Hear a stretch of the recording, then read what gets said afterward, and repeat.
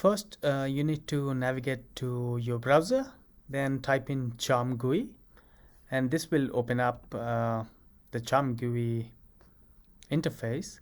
And then you go to the input generator, so it will ask you what's your email and password, and you have to register by using your institutional account, and then you get the reply within, I think, 2 or 3 days, something around that.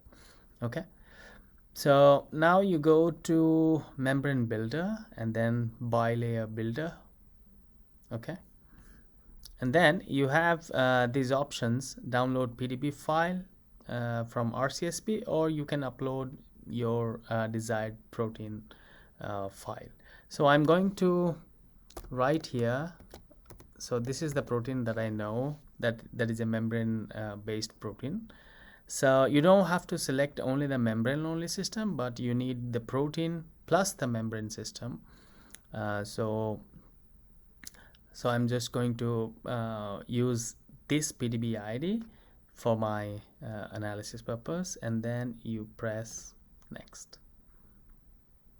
Okay, it will take some time to fetch the PDB file from PDB database, and it will show up all the components of the PDB file, including the ligands, including any type of sugars or glycols or ions, etc. Everything it will show up. And then you have an option to select which one do you want to proceed for the protein membrane simulation.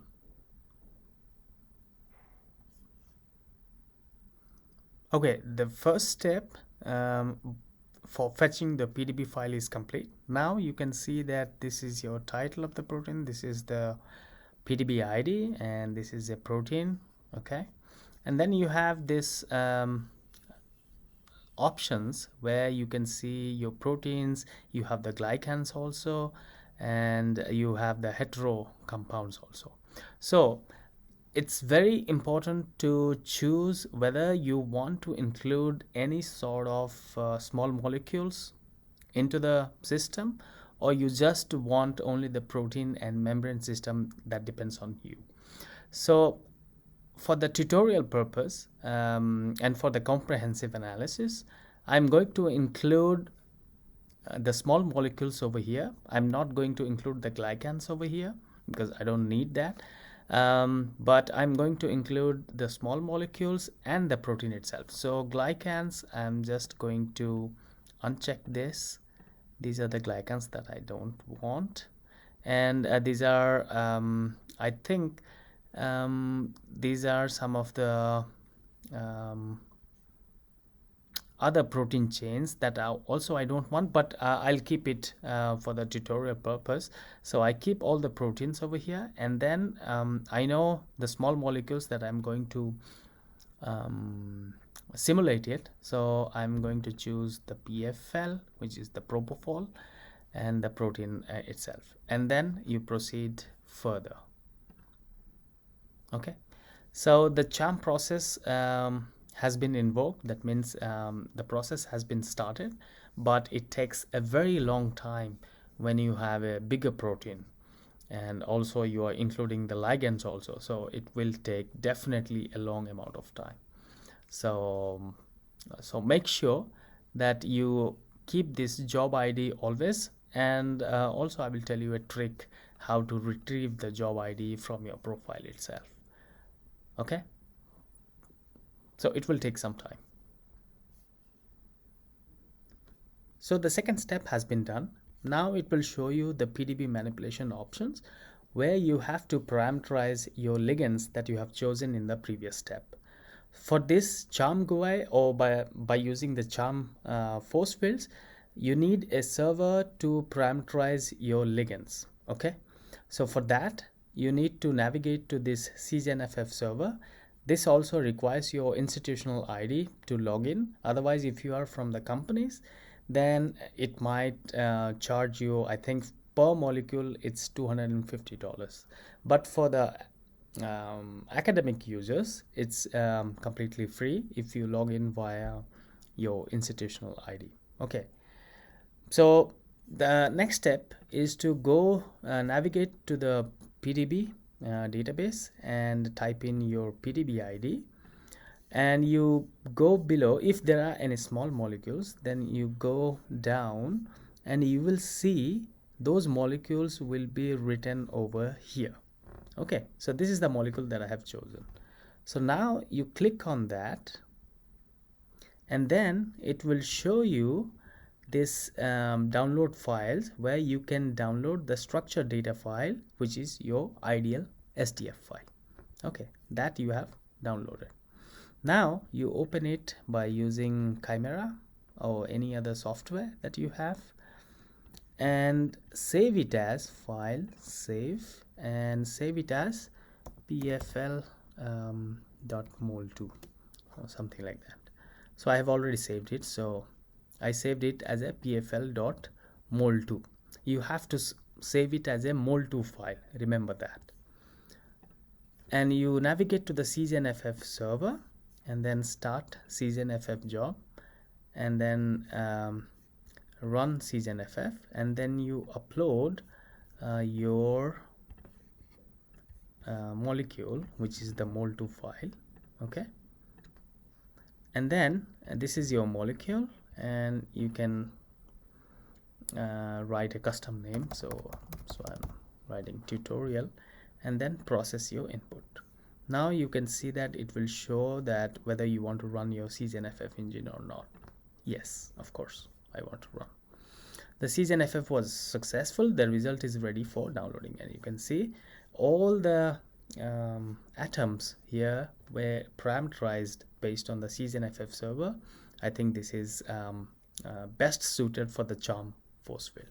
Now you can download the CGNFF results, and also if you want to convert into GROMACS, you can also do that, and then you can download the GROMACS top file. Okay, so I'm going to unzip the CGNFF results. So this is your CGNFF results, and you can see you have this mol2 file from the CGNFF server itself. You have the uploaded mol2 file, I guess, and this is your str file for CHARMM purposes. If you are doing it manually by using the GROMACS commands, then I think this file is absolutely necessary to perform the simulation. Okay, now I'm going to show you the PFL GROMACS. So this is your top file. This is the parameter file, the top file for GROMACS simulation if you need that. And this is your force field. Of course, this is parameterized using CHARMM-36, as you can see, right? Okay, so this is done basically. And then what you have to do is navigate to the CHARMM-GUI itself. Then you have this option called, you can upload the mol2 file from the CGNFF server itself. Okay, then you go and choose this one, and downloads PFL, and then you can choose the option CGNFF.mol2. okay, the next step is to look for other PDB manipulation options, and you can read about the help documentation, what they are exactly, and how do you want to manipulate your PDB file. Okay, and if there are any missing residues, then it will definitely show up. I'm not going to do this because this is only for the tutorial purpose. Otherwise it's gonna take so much time, and you want to preserve the hydrogen coordinates or not, that depends on you. Do you have any mutations? If you want to make any mutations, that also you can perform. Any sort of phosphorylation, GPI anchor, heme coordination, lipid tails, etc. All these options are there. So if you are very comprehensive, if you are very thorough enough for your protein structure to be exactly replicated to the experimental environment, then I would suggest to explore all these options. But for the tutorial purpose, I'm going to show you a simple stuff that you can actually use CHARMM-GUI for your protein membrane simulation purposes. Okay, then go to the next step. So it will take some time, definitely, because this is processing your small molecule and the protein itself and all the manipulation steps that you have done in this step. The third step has been done, and you can actually look into the structure by clicking view structure, and then it will be shown. So this is your structure along with your small molecule that you can see here. So this is your small molecule. Okay, two small molecules, and this is your whole 6x3D structure, or whatever the structure that you are using. So this is a very helpful option that you can actually visualize your structure over here, and then you can manipulate whether you want to change something or not. Okay, these are some of the parameters calculated by CHARMM-GUI, and now you have this small molecules topology, which is RTF file, and the PRM file, the parameter file for the CHARMM. So you have everything right now. Now you want to insert the lipid inside the protein. So for me, I have to insert the protein, the lipid layer, bilayer over here. So this is the portion where my small molecules is there, and also it covers the whole helical region, and this is the extracellular part, right? So you need to cover this particular region for your lipid membranes to be exact in this particular place. Okay, for that, what we have 1, 2, 3, 4 options. Either you can use the PDB orientation and or align the first principal axis along the Z direction, or align a vector 2 atoms along Z. So if you have a hetero oligomer, then this option is the best. So you can choose 2 atoms, and then you can align your lipid membrane inside that. If you have a homo oligomer, okay, then the first one will be the best. So I'm going to choose, because this is a homo oligomer, so I'm going to choose the first one. Okay, and you can also translate the molecule, I mean where you want to position your lipid layer, that's also matters. Okay, so for this you can rotate the molecule respective to the x-axis, y-axis, or translate the molecule along z-axis and flip molecule along the z-axis. And if you want to generate a pore water that you are calculating any sort of translocation or something like that, or if it's a nanopore, then you might want to click this option.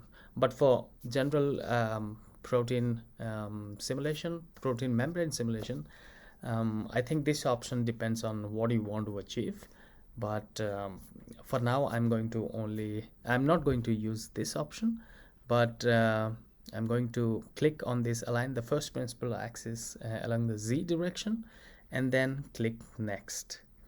So this option, you have to be like back and forth, so that you can position your lipid layer into the correct area, I would say. Okay, so this is very important step. So you click next, and it will also take time, and then you will see that where your lipid layer will be placed. So this will be shown as 2 lines, and you can exactly see where your lipid layer is being placed. And then you can choose other lipid options like DPPC, POPC, and there are many kinds of lipids over here.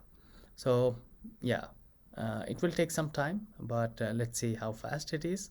And then you can rotate the molecule, or you can rotate the what do you call that, the lipid bilayer by using the axis. It will show a graph as well, so that you can see where your yeah, as you can see where your cross-sectional area is and where you are positioning your lipid layer. So this graph is also helpful, but also it will show a warning that please view the structure before you move to the next step, of course. And then you view the structure, and now you can see that where your lipid will be placed. So this is the place they have chosen automatically, which you don't want, because this is not the position that I want. I need something a little bit lower, right? So for that reason, what you have to do is you have to go back to the previous step. So go to the user profile and then click the job IDs and click where you want to go. So this is the step that you want to go back, which is the PDB reader. So press go and it will show you again the previous dialog box. Okay, so you want to align the first principal axis along Z, of course. This is the option that we have chosen. And then you want to translate the molecule a little bit lower. So for instance, if I put 40 over here, and let's see how it looks, whether the lipid layer has been shifted down or something in between. That we have to carefully check, because you want your small molecules and your intracellular region to be inside that particular lipid bilayer membrane. I hope it will work. So you have to test and try with different options. This is a trial and error method, but once you set up this one, I think, and then you are good to go. So let's see how it pops out to be. This will take some time. So if the protein is too big, then it's gonna take a long time. So for that, I think the job retrieval is one option that you can explore using the user profile and then job IDs. And now let's see the structure. Now you can see that my lipid layer is where exactly what I wanted. So you can view the structure and let's see, yeah, exactly. And you can see here that my molecules have been covered a bit, but I think I need to make some adjustment as well, because my molecule is in between the bilayer layer. Sorry, not in between, but above my bilayer, as you can see from here. So I need to adjust a little bit. So you have to go again to the previous step, this one, and then align the first principal axis on the z-axis. So this one I have chosen 40, which was a little bit down, I would say, but I need to be a little bit up. So maybe I will choose around 30. Let's see. We need to experiment this. It was way too down, I guess, but 30 will keep it along the z-axis, where my small molecules will be placed exactly where I wanted. So this is a tricky step I mentioned previously, but you have to give a trial and error. So if it's a hetero oligomer, then that's a different case. I also want to show another option where you can specify the residues, which is this particular option, which is called align a vector 2 atoms along z-axis. So you can choose 2 atoms, and in between that you can place your bilayer layer. And now I guess it is a good starting point to start. I hope so. Yes, I think so. Yeah. Now you can see that my molecules are in between the bilayer, and it exactly correlates to how a structure should look like. You know, the lipid layer is placed in between, and you can see the molecules are inside, and this is your extracellular region. Yeah, perfect. So this is the perfect setup for me, I would say. Okay, so this is how you can place your lipid bilayer. So this is the correct So what you have to do is you have to translate along the z-axis, give a try and error, and then you are good to go. Okay. So this one, protein projection onto XY, you don't need that option. This option is not recommended to use unless it is absolutely necessary. If you know what you are doing, then you can definitely have a look into this.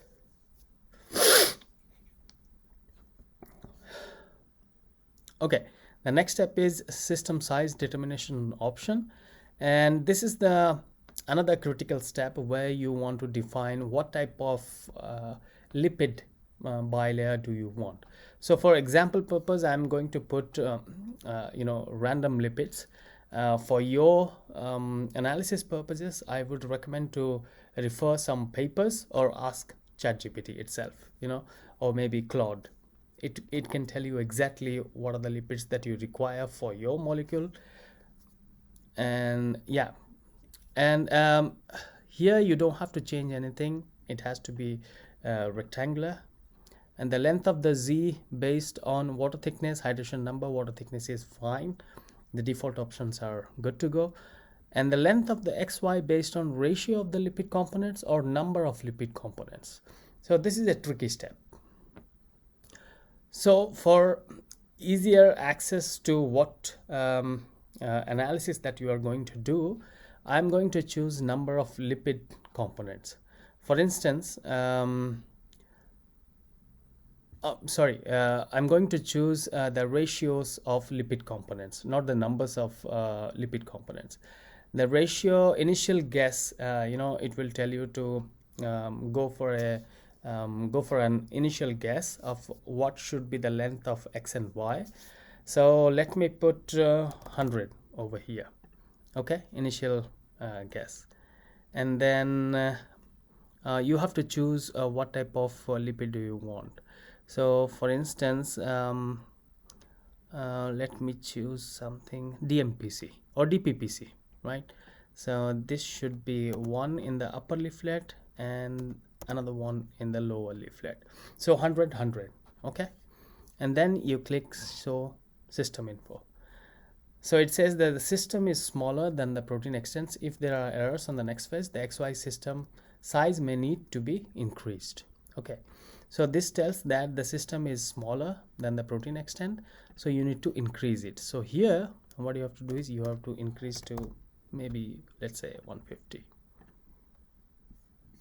Again, the system is very small, so make it to 180. Now we can see that 180 lipids of the X and Y, the length of X and Y, 180 on the upper side, 180 on the lower side, is a perfect system for this DPPC type lipid and for my protein system. Okay, so this is also an experiment, trial and error to do, unless you get this exact definition of the calculated system and you don't get any errors.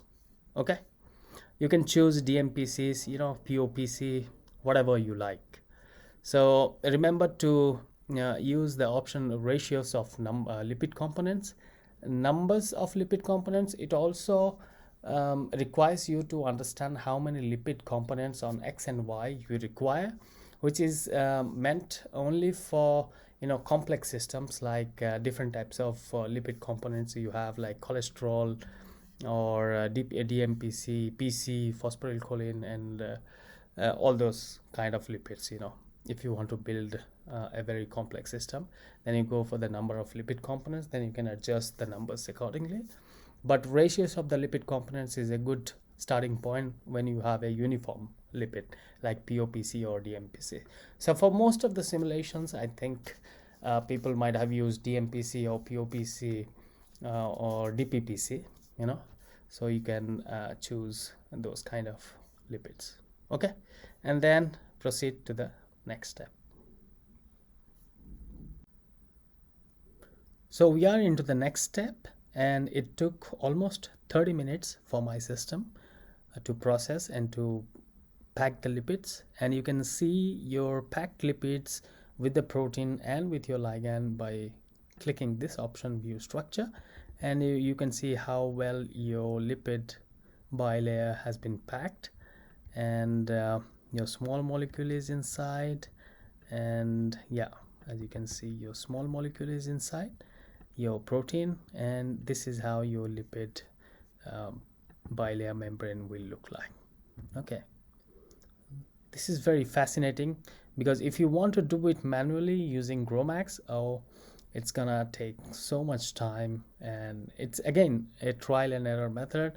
You might succeed, you might not succeed, so that's why they have developed this wonderful tool called CHARMM-GUI.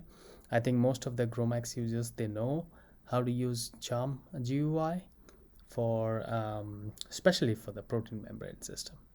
Okay, so yeah, your lipid has been packed. The next step is it will give you some the system information, and then how many lipids are there on top, almost like 469.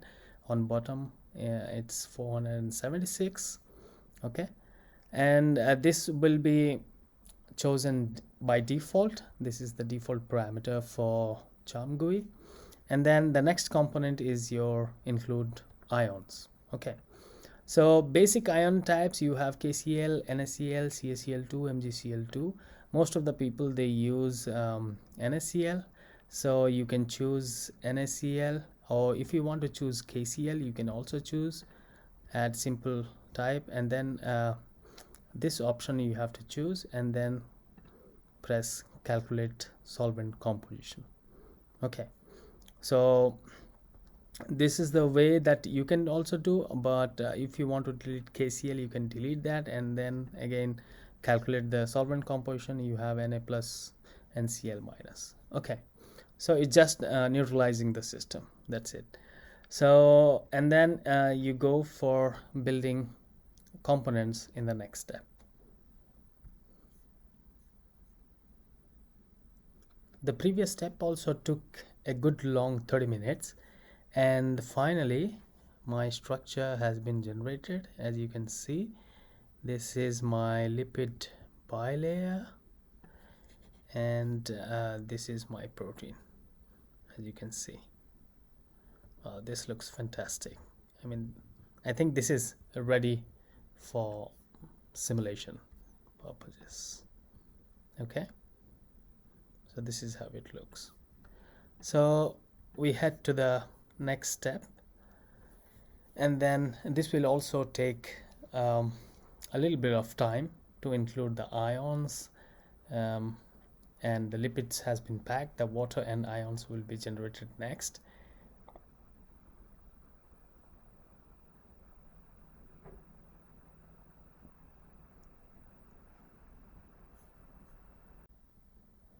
Okay, this is the next step, where your lipid, your protein, your small molecules, your water, and even the ions are ready for the inclusion, and then the next step would be to assemble all the generated components, your water, your ions, your lipids, molecules, etc.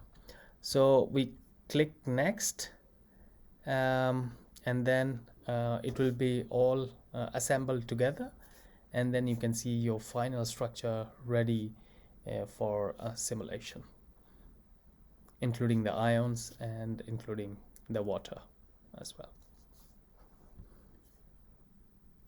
The assembly is complete. I think it also took a good 20 minutes to assemble all the water, all the ions, lipids, your protein, and your small molecules. And now you can see the full and final structure that is going to be used as an input to perform GROMACS simulation. It's gonna take some time, but it will load the whole structure. Oh my god, it's a big structure, and you can see the water, the ions, and your protein is inside, and your lipid. Okay, so this is your full and final structure that is going to be input for your simulation. So this is the system size, and This is really important, the input generation option. So generally, if you are performing in GROMACS, you just click GROMACS over here, and this option is also good that since you are simulating using CHARMM force field, some more CHARMM minimization during the input generation will be done automatically. So that's a good option to keep. And then not only GROMACS, but also you can download Desmond, LAMPS, CHARMM, OpenMM, Amber. Most people prefer Amber for the simulation. They can also use that, and NAMD, of course. So for now, I'm going to only click the option GROMACS, and you need to this is for the equilibration option. So you require NPT and your targeted temperature. Generally people put 303 or 298 Kelvin, and so your desired temperature, I think the room temperature would be enough. So based on your simulation perspective, what kind of temperature that you want to simulate, you can also choose, and you have the options for NVT, NPAT, and NPGT as well. Okay, and then you click next step. So it will again take a good amount of time to generate the input files for the simulation. And yeah, the next step is to prepare the script and run it directly. So I will tell you what are the files that are required. I think most of the files will be in the GROMACS directory, but also you need to modify a little bit with the script, and I think it will be ready to run the simulation using GROMACS. Okay, this is the final step, and it took almost 30 minutes to complete packing everything and generating the equilibration inputs and the production inputs for the final run in GROMACS. Now you can move to the download.tzz file and then press download. So it will be downloaded. Okay, I have already downloaded it, so let me show you the files that you are going to get.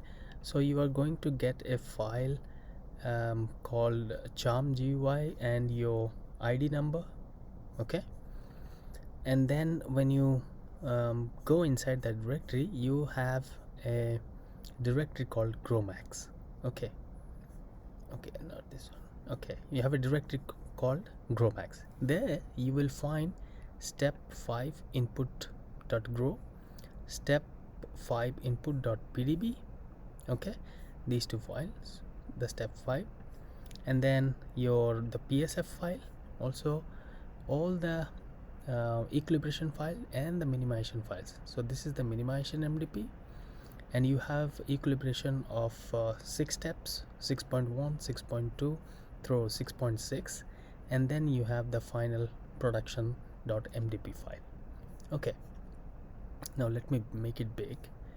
So another file that you are going to get is your index file. This is your index file.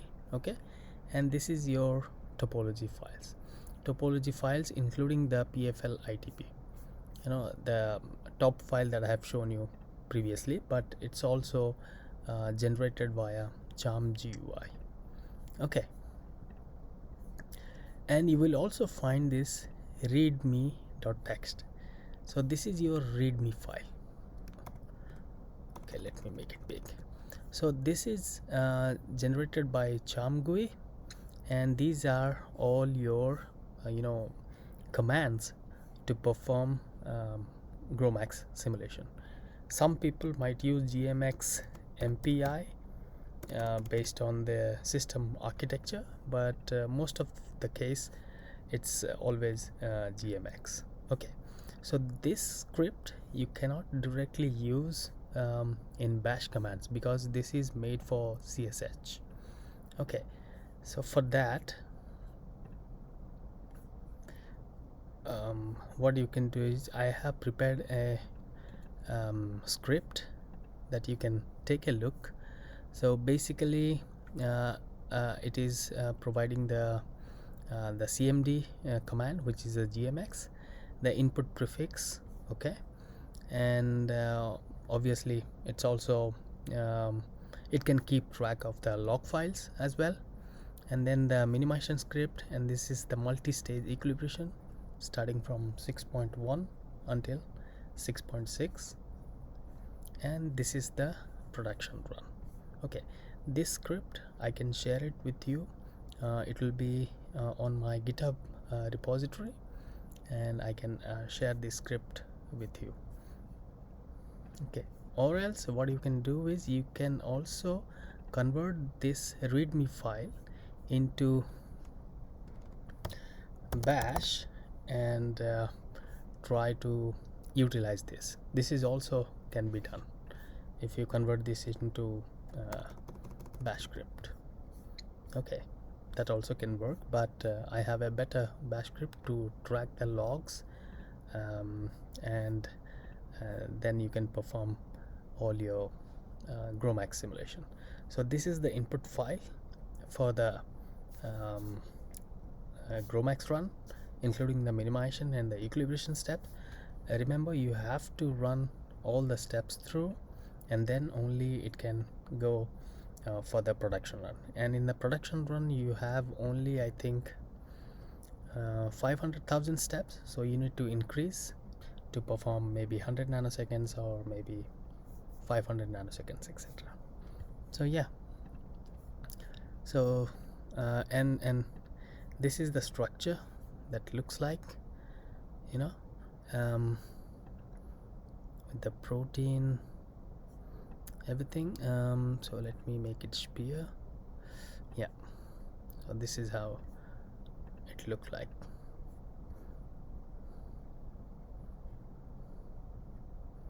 Okay, so make sure to follow each and every step, and enjoy watching it. Happy simulation, and thank you for your support, and please subscribe to my channel. Thank you very much.